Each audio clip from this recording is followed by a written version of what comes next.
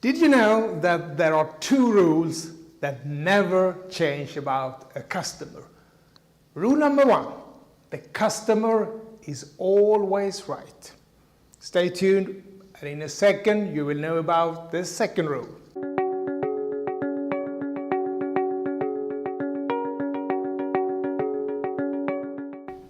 Rule number two, if the customer isn't right, rule number one will automatically enter into force.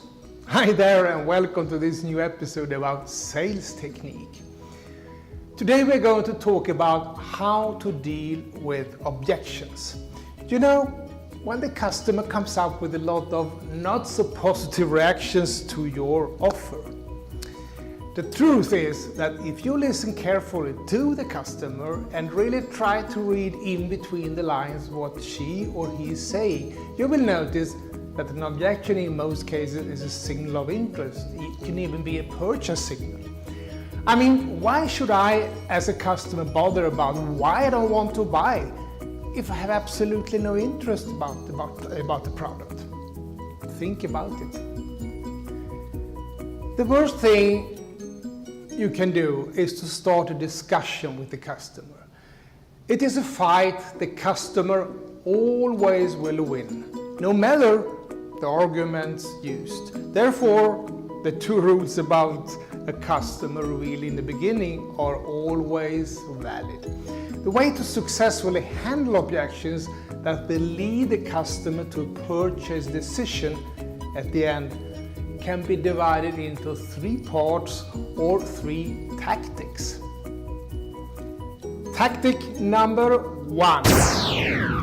Select carefully the words and avoid strong expressions. Strong words like must, absolutely, definitely, and decisively can give the impression that you are forcing an opinion on the customer, and the dialogue can easily become overheated. It can also harm the customer's prestige and lead to that the customer goes on defense and refuses to continue listening to you and your arguments.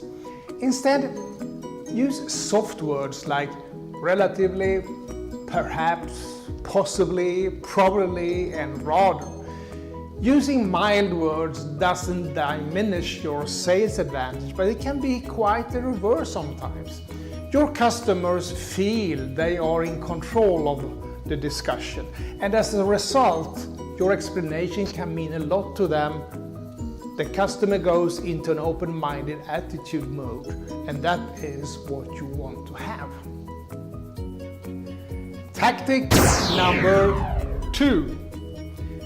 Refer to a third person or party. By using statements like our customers or many of our customers, you can refer to neutral reference. Customers rely more on other customers' experience than a sales rep's assessment. Your customer will rarely view you as the sales rep, in this case, as a neutral reference point. Tactic number three. Use the yes, but technique. This technique refers back to the two customer rules we talked about in the beginning. The customer is always right.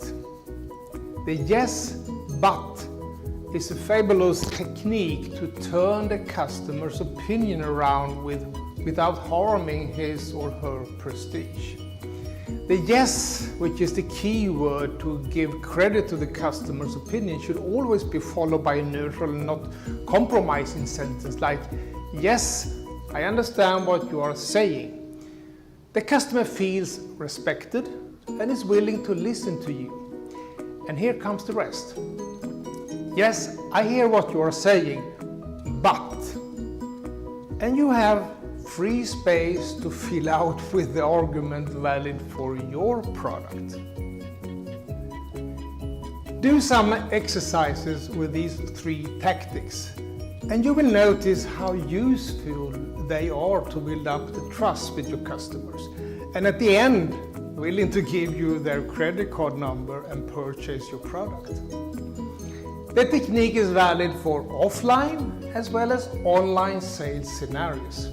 The only difference is that in an offline situation, you have a direct contact with the customer and can go forward with the technique through a direct dialogue. In the online world, normally you are not talking directly to the customer, but communicating through a series of different digital channels. The dialogue is therefore built up with a lot of different monologues, I would say, but they are all put together. It's a little bit slower process, but exactly the same.